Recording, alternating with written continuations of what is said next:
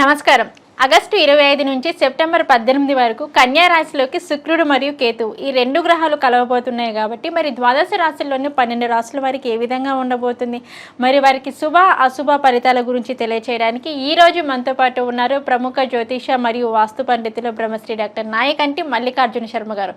మరి గురువు గారితో మాట్లాడి ఏ రాశుల వారికి ఏ విధంగా ఉండబోతుందో అడిగి తెలుసుకుందాం. నమస్కారం గురువుగారు. నమస్కారం. గురువుగారు, ఆగస్టు 25వ తారీఖు నుంచి సెప్టెంబర్ 18వ తారీఖు వరకు శుక్రుడు మరియు కేతువు కన్యా రాశిలోకి రెండు గ్రహాలు కలవబోతున్నాయి కాబట్టి మరి ఈ 25 రోజులు మరి మిథున రాశి వారికి వచ్చేసి ఎటువంటి ఫలితాలు ఇవ్వబోతున్నారంటారు, మరి వీరికి ఎలా ఉండబోతుంది అంటారు ఈ 25 రోజులు అనే దాని గురించి అయితే మాకు తెలియచేయండి గురువు. తప్పకుండా అమ్మ. ఓం శ్రీ గురుభ్యో నమః.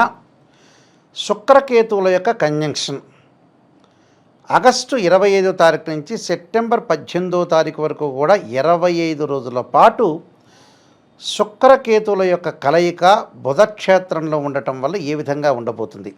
శుక్రుడు సుఖాన్ని, భోగాన్ని, సౌఖ్యాన్ని, కళత్రాన్ని ఇచ్చేవాడు శుక్రుడు. కేతువు జ్ఞానాన్ని ఇచ్చేవాడు.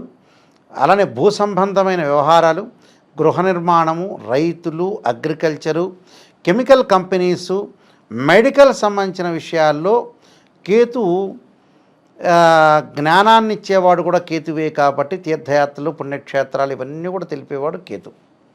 అంటే కుజవత్ కేతు అంటారు. అంటే ప్రమాదాలు, రోగాలు, ప్రయాణాలు, కోర్టు సమస్యలను కూడా తెలిపేవాడు కేతు. మరి వీళ్ళకి ఏ విధంగా ఉండబోతుంది మిథున రాశి వాళ్ళకు చూస్తే, శుక్రగ్రహం అనేది ఎప్పుడూ కూడా 1, 2, 4, 5, 8, 9, 11 స్థానాల్లో మంచి చేస్తాడని గోచారం తెలుపుతుంది. గోచార రత్నాకరణలో కానీ, గోచార ఫలప్రదర్శనలో కానీ, గోచారం అంటే this is the transit system అంటారు.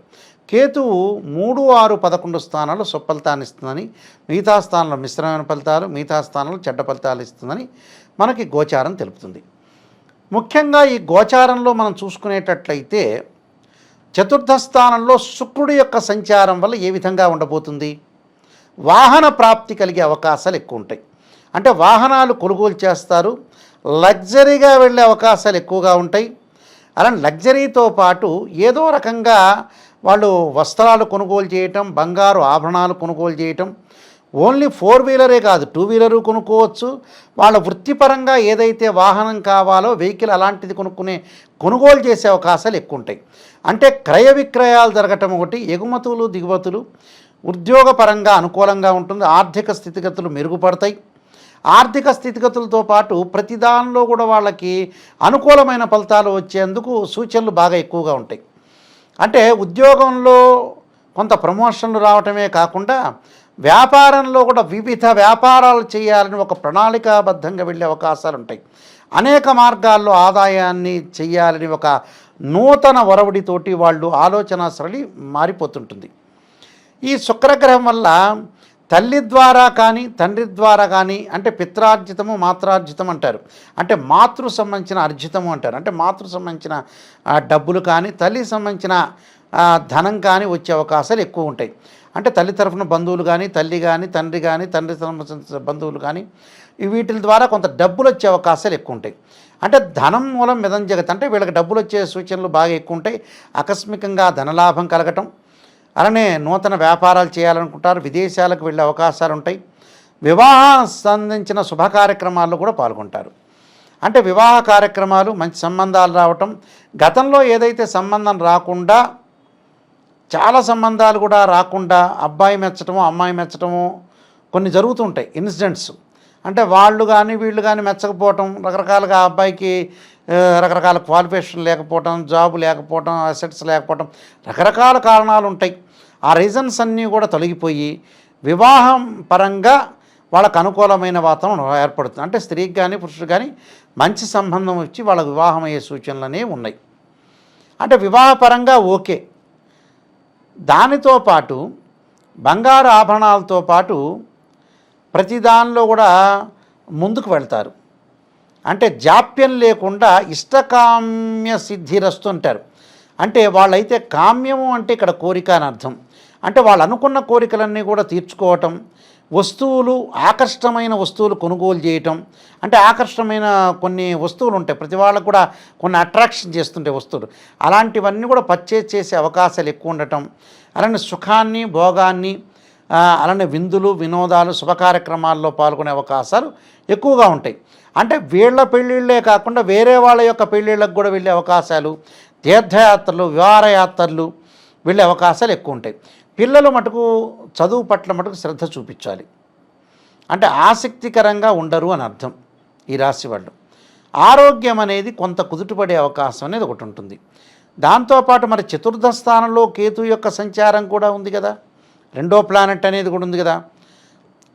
అంటే శుక్రకేతువులు ఎప్పుడు కూడా బుధక్షేత్రంలో కంజంక్షన్ కావటం వల్ల కేతు యొక్క ఫలితాన్ని మనం చూస్తే తల్లి యొక్క ఆరోగ్యం అనేది చాలా ఇంపార్టెంట్గా తీసుకోవాలి.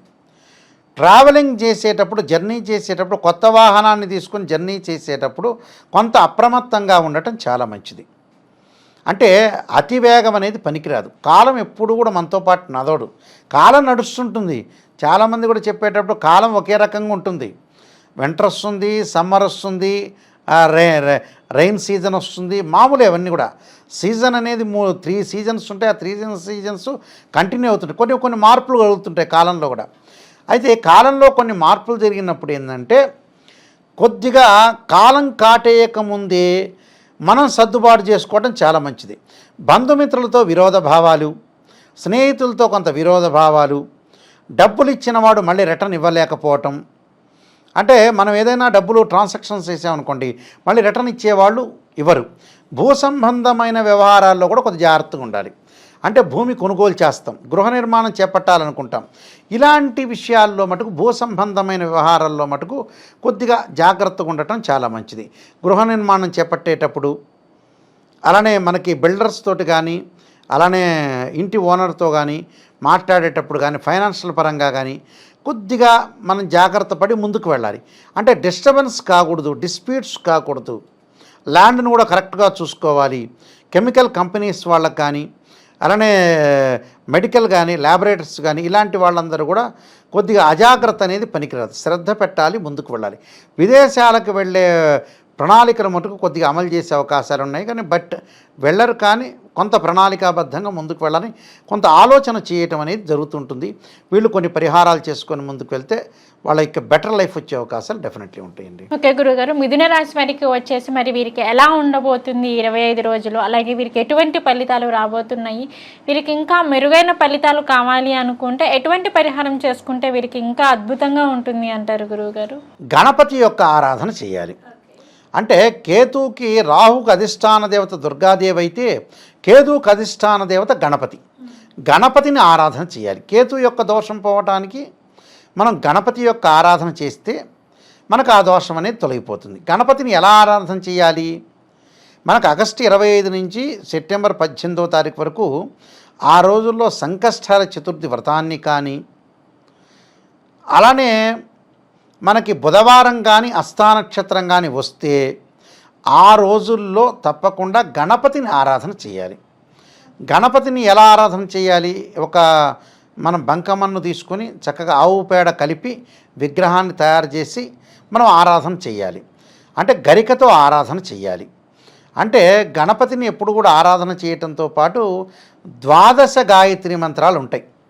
అంటే తత్పురుషాయుధే వక్రతుండాయ ధీమహే తన్నోదంతి ప్రచోదయాత్ అనే మంత్రాన్ని చక్కగా చదువుకోవాలి.